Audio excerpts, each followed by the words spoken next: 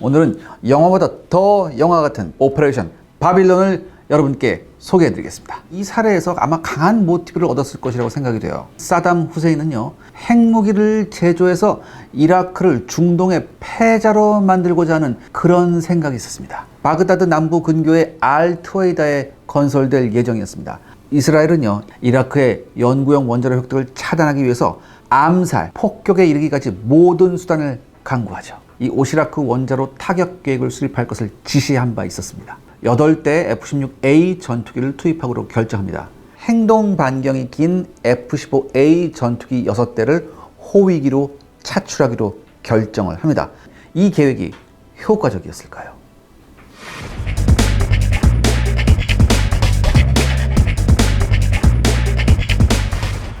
그렇다면 작전의 세부적인 계획을 좀 알 수 있을까요? 먼저 공격 루트였습니다. 이스라엘 공공기들은요, 엘리엇에서 출격해서 아일라트 상공하고 아쿠아바 상공을 경유한 후에 사우디아라비아 국경지대를 따라서 요르단 남부 상공을 통과하는 코스로 비행을 하게 됩니다. 그런데요, 이스라엘 전투기들이 자칫 아랍 민간인들에게 노출될지도 모르는 아랍인 마을과 도시를 피해야 하는 비행 코스를 선택해야 돼요. 그러니까 발각되지 말아야 되니까. 그러니까 타격 목표에 도달할 전까지 절대 아랍 측에 발각되지 말아야 한다는 조건이 있었습니다. 그러니까 바그다드까지는요, 여러분, 사막 지역 상공으로 비행을 해야 되기 때문에 결코 짧은 비행거리가 아니지만 레이더에 탐지당하는 것을 피해야 하니까 어쩔 수 없이 이 루트를 선택해야 됐고요. 그리고 오시라크 원전 상공까지 50m 정도의 초저고도로 비행을 해야 했습니다. 그리고 돌아올 때는 반대로 고고도로 비행을 해서 돌아온다. 그리고 철칙이 있었습니다. 모든 F-16 파일럿들한테 내린 철칙. 절대 연료 낭비가 엄청난 도그 파이팅에 말려들지 말 것. 그러니까 이렇게 굉장히 까다로운 비행 조건이 있었어요. 그리고 그 다음은요, 이것보다 훨씬 더 까다로운 폭격 방법이었습니다. 폭격 방법은요, 원자로에서 대략 20km 서쪽 지점에서 일단 F-16이 급상승합니다. 그래서 급상승해서 도달 고도에 이르게 되면 횡전해서 35도 도립 각도로 600노트 정도의 속력으로 하강하게 되죠. 이거 많이 봤죠. 탑건 매버릭에서 어떻게 했어요? 가다가 얘가 슈퍼넷이 쭉 가서 산 넘어서 넘자마자 횡전해서 돌아갔죠. 비슷해요, 지금. 대략 20km 서쪽 지점에서 급상승해서 도달 고도에서 횡전한 다음에 35도 도립 각도로 내려 꽂힌다. 굉장히 유사하죠. 그리고요, 원자로의 기반을 조준해서 3,500피트 상공에서 폭탄을 투하. 3,500피트면 거의 한 상공 1km 정도 되거든요. 여기에서 폭탄을 투하하게 됩니다. 그리고 이제 폭탄을 투하한 다음에 빠져나와야 되잖아요. 빠져나올 땐 적의 방공 무기에 대비해서 플레이어를 투하하는 것을 반드시 명심하라고. 그러니까 굉장히 유사해요. 그러니까 지금 머릿속에 그려지는 게 영화에서 본 장면하고 너무너무 비슷해요. 그리고 처음에는 폭탄을 5초 간격으로 투하하기로 돼 있었어요. 그리고 8기의 폭탄으로도 충분하지만 확실한 파괴를 위해서 총 16기의 폭탄을 투하하기로 됐습니다. 그러니까 F-16 한 대당 2발의 폭탄을 탑재하거든요. 2,000파운드짜리 2개를 8기니까 2발씩 해서 총 16개의 폭탄이었죠. 이 탑재 무기는 피해를 극대화하기 위해서요, 원자로의 중심에서 폭발하도록 지연신관이 장착된 2,000파운드급 폭탄이었습니다. 이 오시라크 원자로는요, 지대공 미사일하고 대공포에 의해서 방어가 돼 있었어요. 그리고 또 주변에 높은 방벽으로 둘러싸여 있었습니다. 그러니까 이제 방금 제가 말씀드린 이 브리핑에서 알 수 있듯이 타격에 투입된 8대 F-16 전투기는요, 아랍 국가에 발각되는 것을 피하기 위해 무려 1,100km에 달하는 긴 공격 루트를 선택해야 했고요. 약 50m 정도의 초저고도를 항력 증가가 큰 2,000파운드급 폭탄을 탑재하고 비행해야 했습니다. 그렇기 때문에 적 요격기에 발견될 경우 연료 부족으로 인해 생존 가능성이 크게 떨어질 수밖에 없는 성공 가능성이 낮은 작전에 투입된 겁니다. 이 때문에 모사드에서도요, 바빌론 작전을 뭐라고 평가하냐면 성공 가능성이 낮은 비현실적 작전이라고 얘기합니다. 그러면서 이스라엘을 오히려 국제사회로부터 고립시킬 작전이라고 아주 맹비난하죠. 그러니까 이스라엘 정보부가 이런 얘기를 할 정도니까. 하지만 선택의 여지가 없었던 이스라엘은요, 1981년 6월 7일 작전을 개시하게 됩니다. 드디어 1981년 6월 7일 일요일 오후 4시 1분이었습니다. 8대 F-16A 전투기와 이들을 오시라크 핵시설 상공까지 에스코트할 6대 F-15A 전투기가 시나이 반도 북쪽의 에일랏 공격기지에서 이륙합니다. 이 작전 일자를 일요일에 잡은 것은요, 프랑스와의 외교 분쟁을 우려했기 때문입니다. 일요일에는 오시라크 핵시설에서 프랑스인 기술자들과 과학자들이 근무하지 않는 날이기 때문에 자칫 공습 시에 프랑스인을 살상함으로 해서 프랑스 정부와의 외교 분쟁에 말려들 위험을 크게 줄이기 위한 방편이었죠. 그리고 혹시나 일요일에 프랑스인 기술자가 핵시설에 남아있어서 프랑스인이 사망했을지라도 프랑스인들이 핵시설에서 근무하지 않는 일요일을 공수일로 잡는 등 프랑스인의 인명피해를 피하기 위해 최선을 다했다라는 변명할 여지를 남기기 위해서였습니다. 그리고 앞서 브리핑에서 말씀드렸듯이 F-15A 전투기와 F-16A 전투기들은요, 사우디와 요르단, 이라크의 민간 거주구역 상공에서 아랍 민간인들에게 노출되는 것을 피하여 했으므로 사람이 살지 않은 사막지역 상공으로 비행을 합니다. 또한 초저공으로 갔죠. 왜? 이런 나라들의 레이더에 탐지되지 않기 위해서. 그리고 이제 드디어 이제 알투에이타 근처로 이 스트라이크 패키지가 접근을 했어요. 이렇게 되니까 엄호를 담당했던 F-15A 전투기들이 혹시 있을지 모를 이라크 공군 요격기의 네스브로부터 F-16A 전투기들을 엄호하기 위해서 6,000m 고도까지 상승합니다. 그리고 이와 함께 F-16A 전투기들은요, 약 1,000m 상공으로 상승합니다.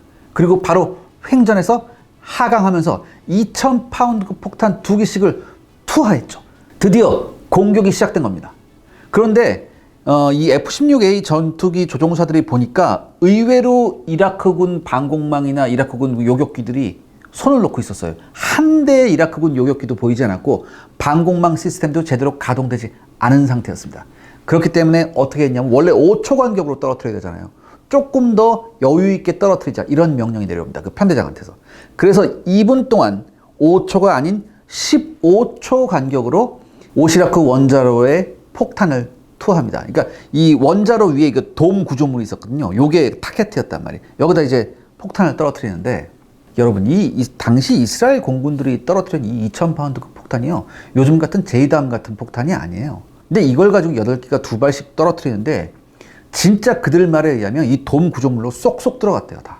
그러니까 첫 공격으로 이 돔 구조가 파괴됩니다. 그러니까 돔 구조가 파괴되면서 여기 구멍이 뚫려요. 파공이 형성됐거든요. 그 다음에 투하한 폭탄이 이 구멍을 더 크게 만들었고, 그리고 곧바로 돔을 지탱하고 있던 원통형 구조물들이 붕괴되기 시작합니다.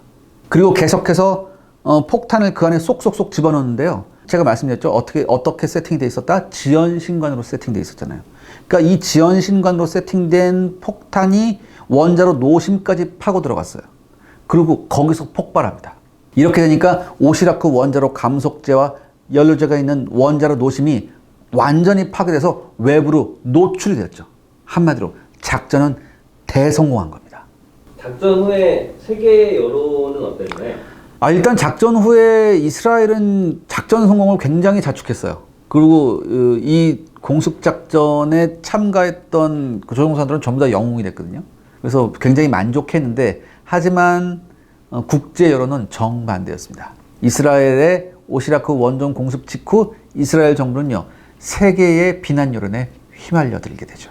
그러니까 우리가 보기에 이스라엘 공군의 작전은 진짜 이건 뭐 인간의 극한의 한계를 끌어내는 작전이지만, 이 어려운 작전을 성공시켰기 때문에 위대하다고 볼 수는 있지만, 이건 한마디로 뭐냐면 남의 나라 영공을 불법으로 지금 가로질러서 폭탄 떨어뜨려 온 거거든요. A부터 Z까지 전부 다 불법이에요. 이게. 그러니까 요르단, 사우디 영공을 그냥 그 나라의 허가도 없이 막 침범한 거란 말이지. 그러니까 당연히 사우디 요르단도 뒤집어지죠. 그래서 사우디 요르단에 있던 그 당시 그 방공 책임자들도 다 잘리고 그래요. 그리고 이스라엘한테 맹비난을 한 거예요. 심지어 서방 언론들도 이스라엘을 맹비난합니다. 1980년 6월 9일자 뉴욕타임스에서 뭐라고 얘기했냐면, 이스라엘의 망상이라는 헤드라인 제목으로 기사를 싣습니다. 프랑스가 바그다드 근교에 건설한 핵시설에 대한 이스라엘의 공습은 도저히 용납이 안 되는 행각이며 근시안적인 호전성이다. 아주 혹평을 하죠. 왜냐하면 이스라엘하고 미국은 깐부잖아. 그리고요, LA타임즈는 심지어 이 공습을 테러라고까지 맹비난합니다. 그리고 당시 영국의 수상이었던 마가렛 대처는요, 이 공습을 뭐라고 평가하냐. 작금의 중동의 환경에서 그런 공격을 시도했다는 것은 정당화할 수 없으며 국제법에 대한 중대한 침해라고 얘기합니다. 아주 엄청나게 비난한 거죠. 그리고 주 UN 미국 대사였던 진 커크 패트릭은요, 이를 두고 충격적이다. 한마디로 충격적이다. 이렇게 말하면서 심지어는 이 공습을 소련의 아프가니스탄 침공에 빗대기까지 했었습니다. 전에 다른 후일담 같은 게 있나요? 네, 이 오시라크 원전 공습 전까지요, 이스라엘 공군 현역 장성으로서 오시라크 핵시설 공습 계획을 주도했던 다비드 아이브리는요, 그로부터 10여 년 후에 미국에서 주미 이스라엘 대사로 근무하게 되는데, 이 무렵 미 행정부는 이 다비드 대사에게 붕괴된 오시라크 핵시설을 촬영한 위성 사진을 선물로 증정하면서 다음과 같은 말로 치하합니다. 다비드 아이브리 장군께 감사와 치하를 드립니다. 장군께서는 이라크 핵개발 프로그램을 1981년에 중단시키는 걸출한 업적을 쌓으셨고, 덕분에 우리는 1991년 사막의 폭풍 작전을 완벽하게 수행할 수 있었습니다. 당시 그 미 국방장관 딕 체니가 이렇게 글을 써서 준 건데, 이게 뭔 소리냐면, 걸프전 당시에 미군은 이라크의 오시라크 원자력 시설을 무력화하기 위해 똑같은 작전을 했었어요. 그래서 이때 미국이 어떻게 구성했냐면 F-16, F-15 전투기, 그 다음에 EF-111 전자전기, 그 다음에 F-4G 팬텀 전폭기, 그 다음에 KC-135 공중급유기 등 무려 100여 대의 대규모 스트라이크 패키지를 구성해서 공격에 나섰어요. 오시라크 원전을. 그러니까 1981년에 오시라크가 이스라엘군한테 박살나고 나서 그대로 놔둔 게 아니었어요, 이라크가. 이걸 훨씬 더 좋은 원자로로 바꿔서 이 오시라크 발전소를 끝내는 뭐예요? 완성시켰다고. 그래서 이 주변에다가 예전하고 비교할 수 없을 정도로 엄청난 방공망을 깔아놨어요. 그래서 그때 완전 철옹성 같은 방공망을 깔아놨는데, 걸프전이 터지니까 이라크의 핵 능력까지 완전히 일소시키자 해서 100여 대의 스트라이크 패키지가 간 거예요. 그러니까 이스라엘도 이런 거였죠. 81년에 한번 깼으니까 안 만들겠지, 또 만들었단 말이야. 딱 가려고 했는데 예전하고는 비교도 못하는 방공망이 있었기 때문에 이스라엘도 엄두를 못 냈는데, 걸프전이 터지니까 미국이 이걸 제거하겠다고 100대를 보낸 거예요. 근데 이 미국의 스트라이크 작전이 실패합니다. 2대의 전폭기만을 상실한 채 작전을 중단했어요. 근데 이게 굉장히 중요한 타켓이었거든. 그렇기 때문에 미국이 결국은 뭘 동원하느냐? 당시에도 최첨단 폭격기였던, 공격기였던 F-117을 출격시킵니다. 스트라이크 패키지, 이번엔 스트라이크 패키지 없이 8대의 F-117만 출격시켜서 어떻게 됐을까요? 발전소를 완전히 파괴합니다. 당시 이라크군요, 근처에 적기가 있었다고는 전혀 생각지도 못했었다고 합니다. 그리고 모두의 내리에서 거의 잊혀졌던 바빌론 작전이 2003년에 충격적인 재난사고를 통해서 이를 흐릿하게나마 기억하던 사람들의 뇌리에 되살아납니다. 우주에서 임무를 끝내고 착륙을 위해 케네디 우주센터를 향하던 컬럼비아호, 여러분 잘 아시죠? 미국의 우주항복선 컬럼비아호가 텍사스주 상공에서 폭발하면서 승무원 7명이 모두 사망하는 사고가 발생합니다. 그런데 당시 승무원 중 한 사람이요, 이 오시라크 원전 공습에 F-16A 조종사로 참가했던 사람 중에 한 사람이었습니다. 바로 알란 라몬 이스라엘 공군 대령이었죠. 라몬 대령은요, 빌 클린턴 미국 대통령과 시몬 페레스 이스라엘 수상 간에 체결된 협정에 따라서 컬럼비아호 승무원으로 선발되어 컬럼비아호에 탑승했었습니다. 그리고 귀환 도중에 컬럼비아호의 폭발로 사망한 거죠. 이 라몬 대령은 아우슈비츠 수용소 생존자의 아들이었어요. 그래서 철저한 유대주의자였습니다. 그래서 컬럼비아호에 탑승할 때도 유대교의 모세 5경 중 하나인 토라경을 휴대하고 탈 정도였죠. 그리고 오시라크 핵시설 공습 시에는요, 8개의 F-16A 전투기 중 가장 위험한 임무인 8번째 공격, 즉 마지막 공격 임무를 수행했던 조종사였습니다. 공격에 투입된 8명의 F-16A 조종사 중 최연소였습니다. 당시 25살이었어요.